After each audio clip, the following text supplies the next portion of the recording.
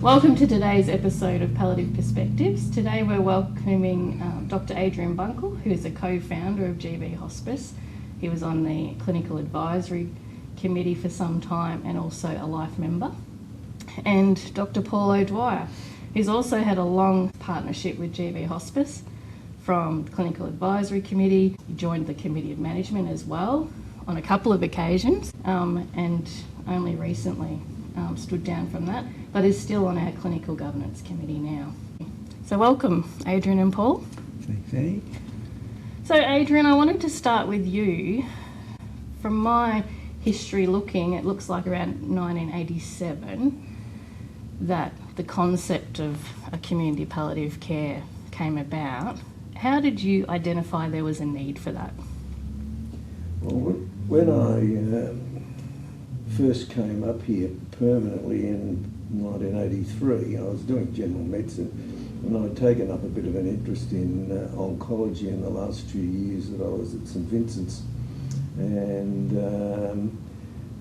the St Vincent's oncologists looked after quite a few patients here helping, and it sort of built up in that regard, although I must say that they did have a bit of an oncology outpatients at Ron Tompkins occasionally ran. So, there was a trickle of people coming in, and I ended up as an honorary member of the staff at St Vincent's in oncology, but I never ever went there. They ended up coming here. Mm-hmm. And I think that people were very keen to help out and get involved. Jenny Lewis, myself and a couple of other nurses set up domiciliary diabetes and oncology. I'm not sure whether we actually had a separate palliative care or any other committee, but that was all domiciliary, and I mean it was obvious there's a lot of work needed to be done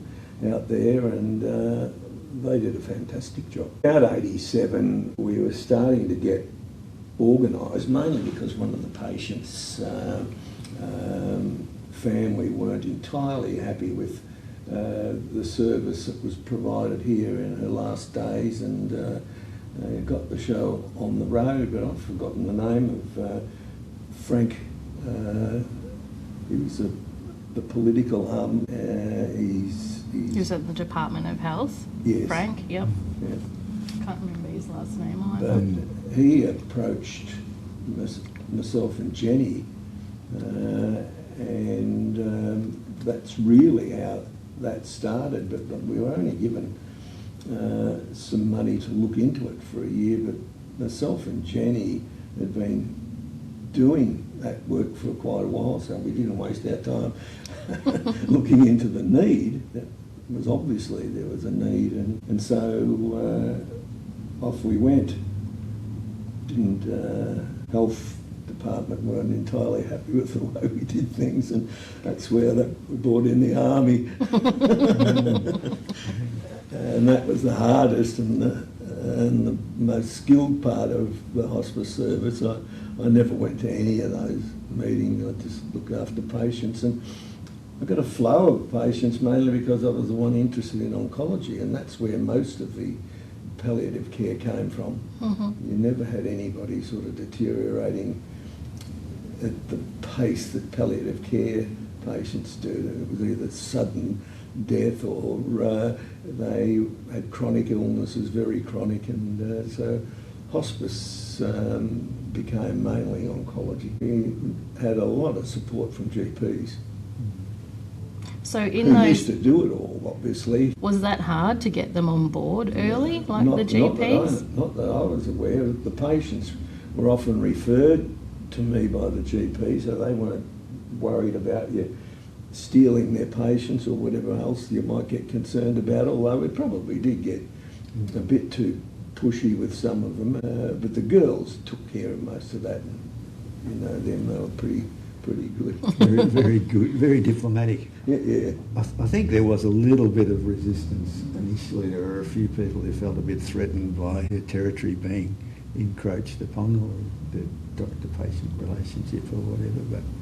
But I think they soon became, as you said, the girls were really good at smooching them, working it all out. And Well, I tried not to take over any. Often they were referred to me, yeah, and then they became hospice palliative care type patients. So that's the way I felt, although I might have been a bit pushy. I've been known to be. History suggests. So in those early days, then when people are referring to you, Adrian, where I was reading some of the history and the averaging early sort of 32 patients a month involved in the service. So were you overseeing all those 32 patients as the I head ended up medical sort of sitting personnel? in with a lot of the meetings with the oncologists from St Vincent's, and so I knew the patients, or I referred them to them. It was a team. Yeah. The whole show was a team, and they gradually pulled away and just dealt with us via phone and things, and the more oncology you did, the more you learnt, and Yeah. and we always got support, so I thought the GPs, I mean, I can imagine that they, especially the older ones, yeah. who'd been doing it all beforehand. I think they came on side pretty quickly. There were a few people who were resistant, and they perhaps took a bit longer than others. We organised a fair bit, reasonable amount of education too. So there was education from the nurses, but we also had some good meetings with speakers from Melbourne who were well accredited palliative care specialists. They helped a lot, I think. The girls' constant input and people coming to realise how good the service was and how it made their lives easier, their practising lives easier, if anything. So it was good. And so palliative care in general back in 87 was fairly in its infancy as a discipline. Well, it didn't. The faculty of medicine didn't have any palliative care there until 2000. That's right. But, So we're talking a long time. You know, you're ahead of your time, really, to know that needed its own special. You've got to remember our oncologists even were haematologists when they first came in. There wasn't any oncology until, well, I don't know, probably the 80s or 70s. Any formalised oncology, you would have had little groups that were treating different conditions, but more formalised stuff, very slow. But everybody was aware that we needed palliative care. It wasn't some big discovery that a few of us made. It's just that, as you would know now, once you set something up that works, you run off your feet. You are. Because we were fairly limited in what we could do too, because you just go out and give someone an injection of some narcotics and hope that would last them for a while. The range of drugs was pretty limited, and delivery systems, of course, were pretty well limited to oral or some parenteral stuff. And so as a local GP, Paul, in that process, do you think it had an impact on your broader practice, being involved with hospice? Sure. We had meetings, I know, every week, and Paul got the patients to patch up when there was a problem. You certainly did get lumped with a lot of stuff. It was a bit like the girls were very good at just patients, say, who needed a hospital admission. They'd just keep them going for an extra day or so until it happened to be Adrian's admitting day, and then he'd be lumped with that particular patient. And there were some people who just didn't have GPs, or whose GP wouldn't home visit. They probably didn't see them much today, and they felt.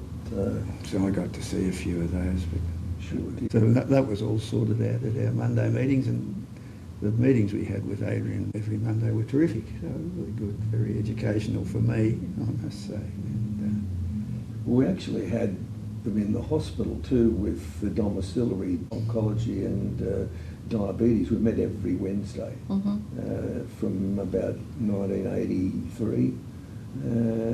And I think to some extent that was the beginning of the domiciliary stuff. And once somebody offered a little bit of money to encourage the development, it took off. And as you said, it's that broader team. It's always been a broader Well, team They didn't involved need in much that. money. I mean, myself and Paul worked for the 20 years or whatever it is and didn't need any pay. Which is unheard of these days. So We had a cup of tea and some biggies. it's incredible.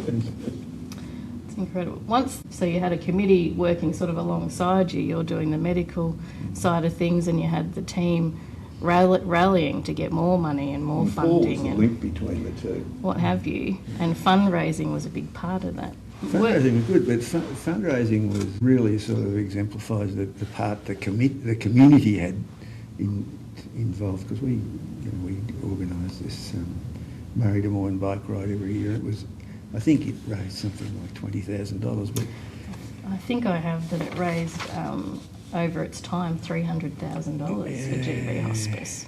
So that's significant. And it was a logistical nightmare, because you needed three buses, a cook van, half a dozen drivers, 24 riders, and various people to plan it, and a committee. But it was all mainly people from the community. They were terrific. And we do stupid things like go out to a marketplace and sit on fixed bikes and ride and hold out tins for people to stick money in, dressed in lycra and making idiots of ourselves. But I remember people like Richard Horton, the late great Richard Horton, would come out of marketplace and just empty his wallet. Every note he had in his wallet he would stick into the collection tube. But there was such massive community support. And you also had the other bike rides, so the Fruit Loop bike ride as well, which was Fruit Loop was organised by Trevor Morris, my friend, and his father had been looked after by the service, and he thought, well, that'd be a nice way to pay it back. So he organised this bike ride that once a year, and it would have 50k and 100k and 200k ride, and people would pay to do that sort of stuff, and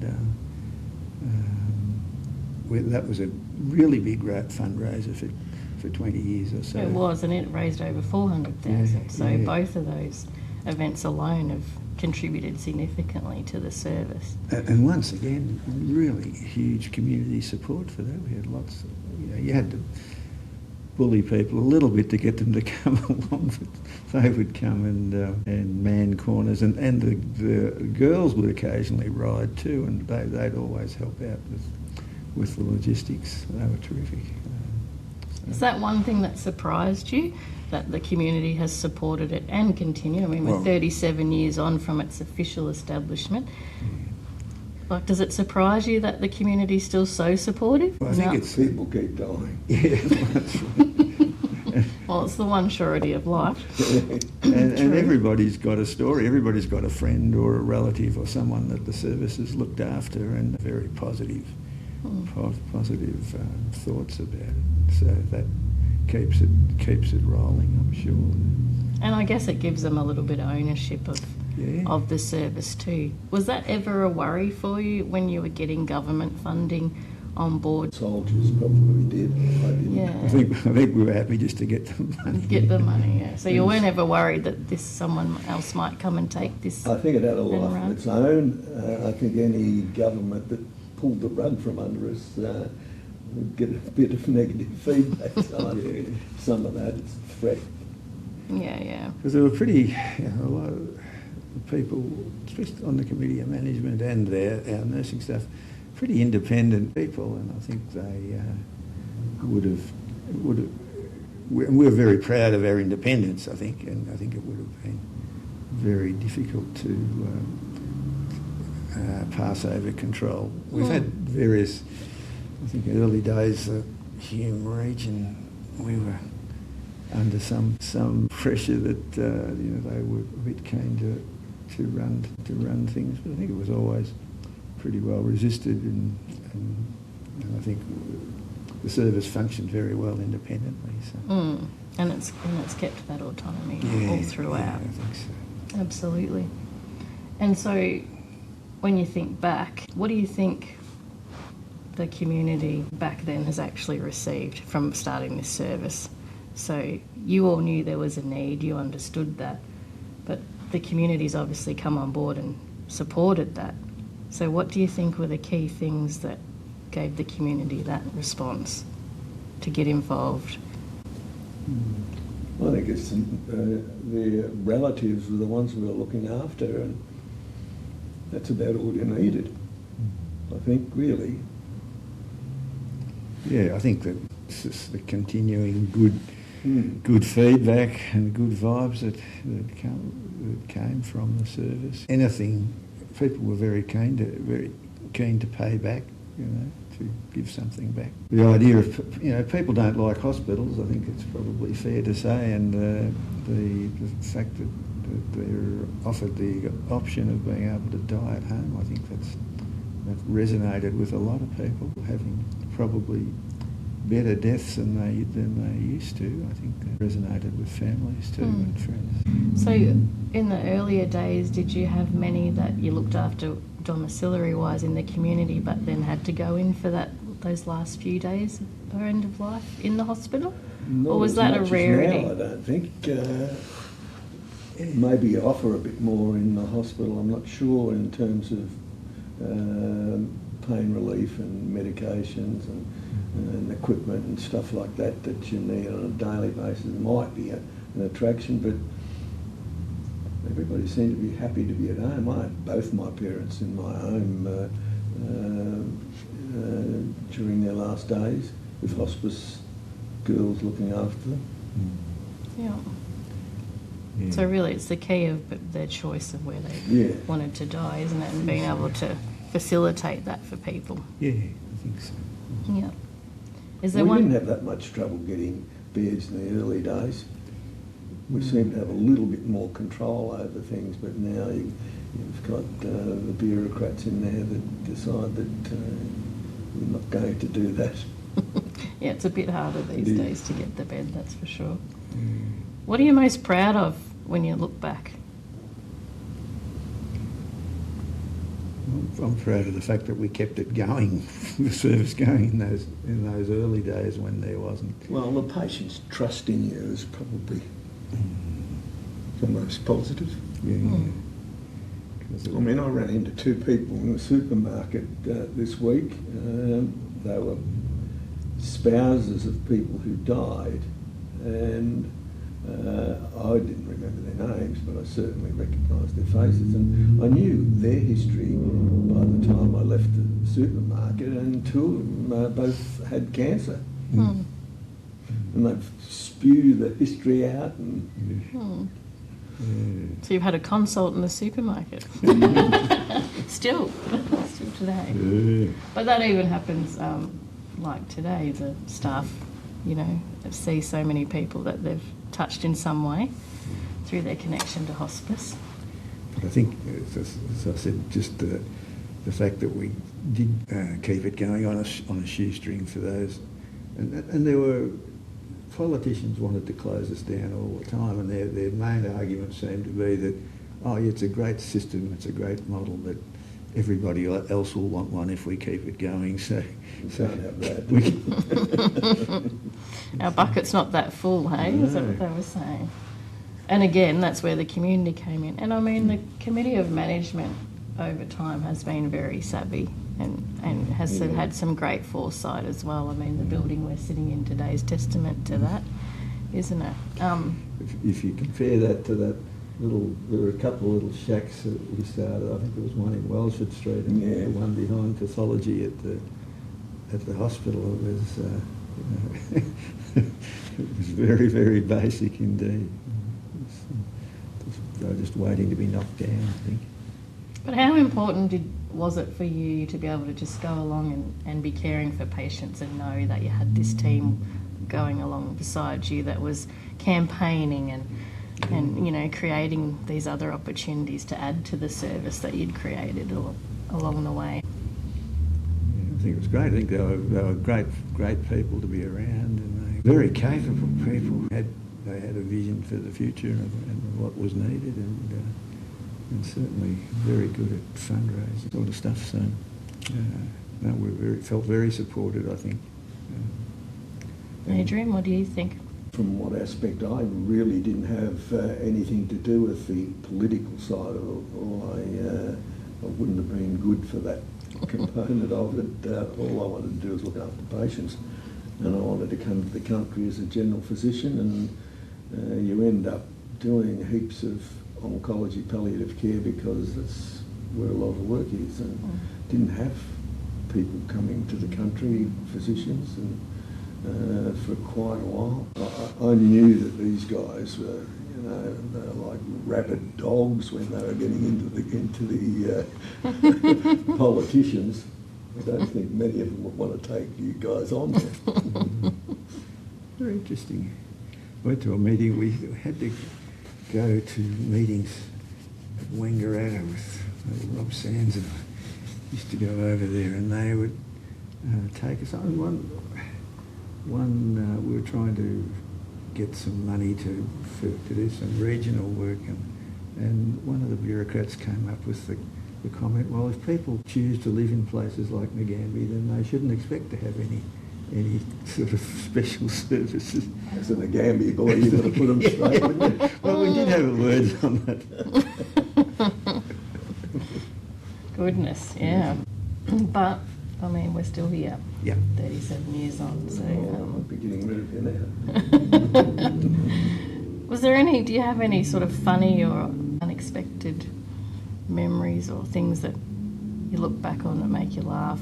Our meetings on a Monday often got a little bit feisty because the girls were very good advocates for their own patients, and they had their own ideas, and every now and again there'd be a sort of a minor confrontation, and somebody may even have walked out on occasion, and then everything had settled down in a week or so, and we'd all be back again. Again.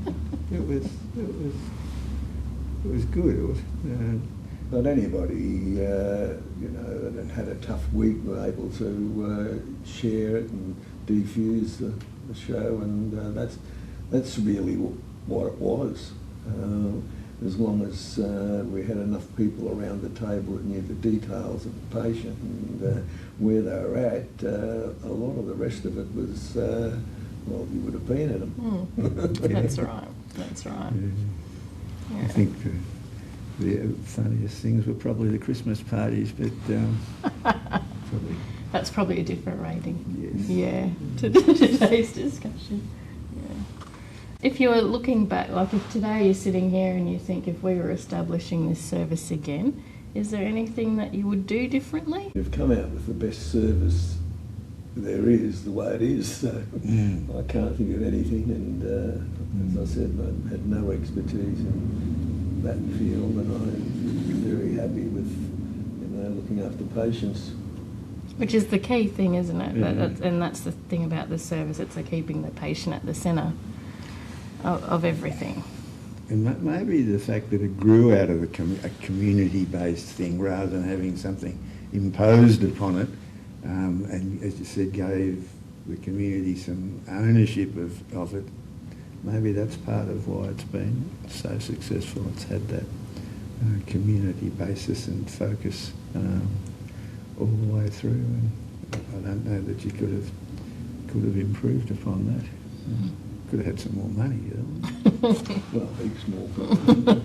Probably. Some money. Yeah.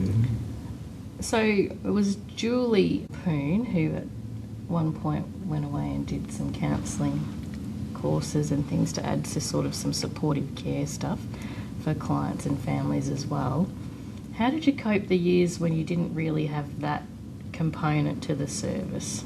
Like, I guess what I'm thinking about sitting here is, you gave each other sort of your clinical supervision throughout that time with your meetings. The families, you wore a lot of hats for those families as individuals, providing the care too.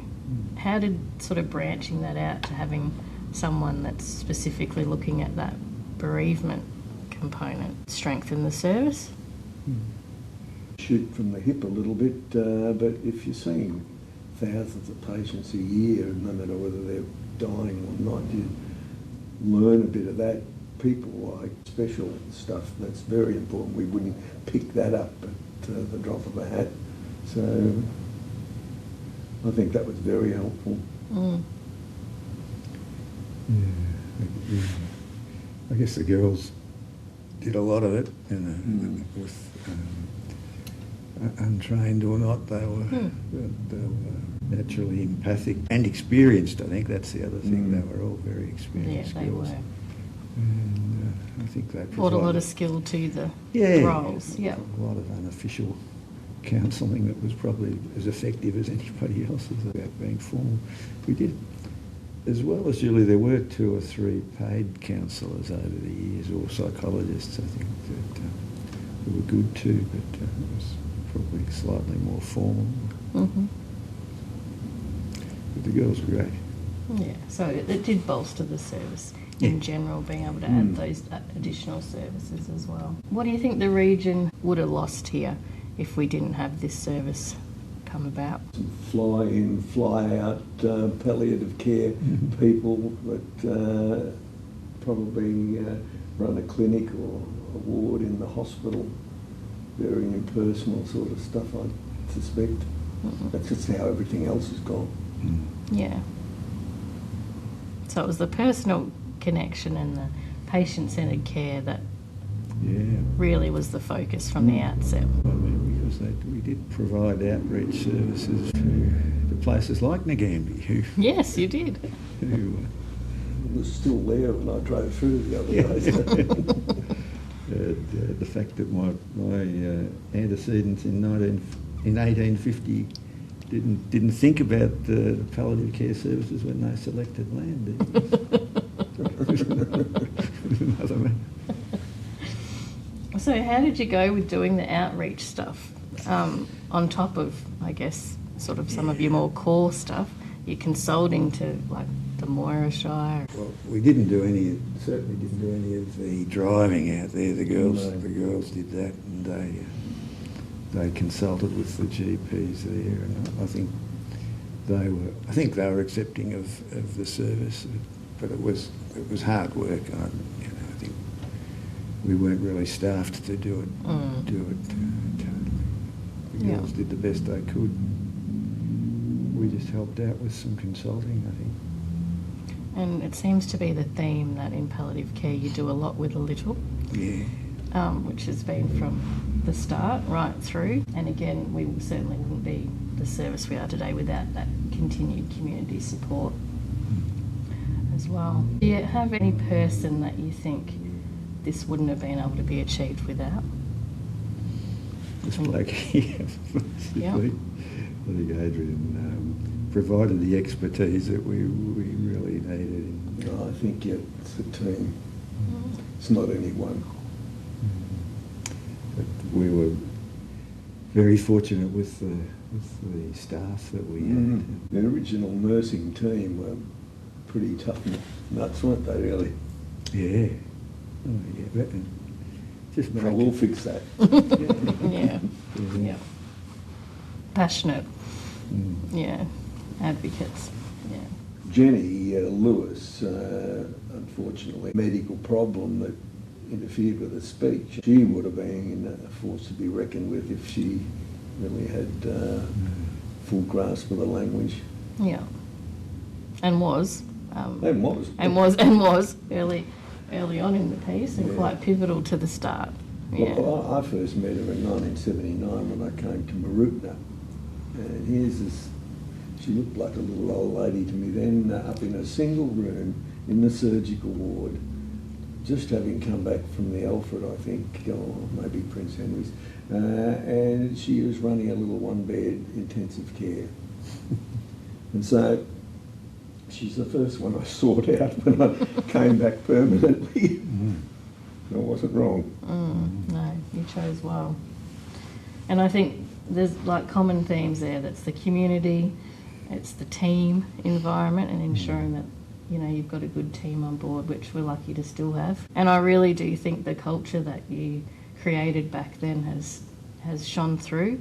And when I was talking to some of the nursing staff that you're referring to not that long ago, a lot of the things that you did then are still the processes we do now, which is incredible really when you think of the journey of decades that we're talking about.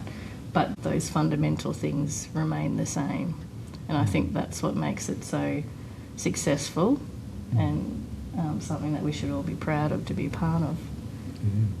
Do you have any final things you'd like to say about GV Hospice or what you hope for its future? It keeps going the way it is and can't ask for much more, except kick the politicians out. No, it's been a great, basically essentially community-based organisation with continuing community support and great people involved. I think it's been. I feel privileged to have been able to work.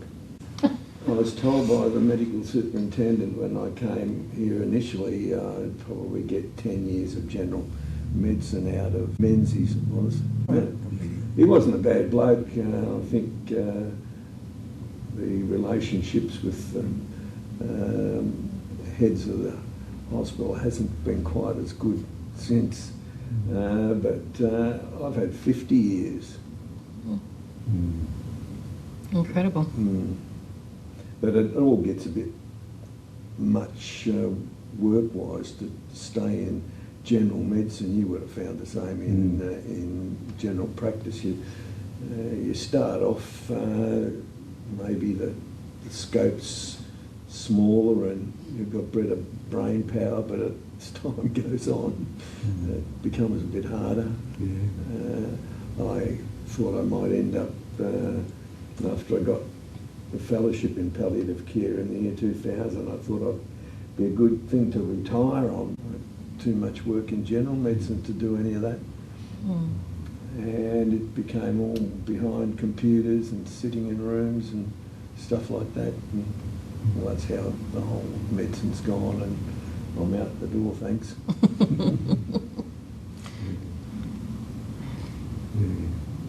Certainly, you get much more involved with people's families and patients with palliative care, and get to know them a lot better, I guess. Well, you're treating the whole family unit, really, aren't you? It's not just the patient in that instance when you're so involved like you were. Well, on behalf of GV Hospice, I'd like to thank you both for the contribution you've made to this service over the years, and we certainly wouldn't be sitting here having this conversation today without all the work that you've put in, which has been incredible, and it's still overwhelming working here now how much the community supports GV Hospice. And you think you know, but once you're in the service, you really are blown away by how much. And that all comes from people like yourselves who have given so much of yourselves to the service all those years ago. Thanks, Annie. So thank you both. And thanks for joining us today. Thank you very much. Thanks.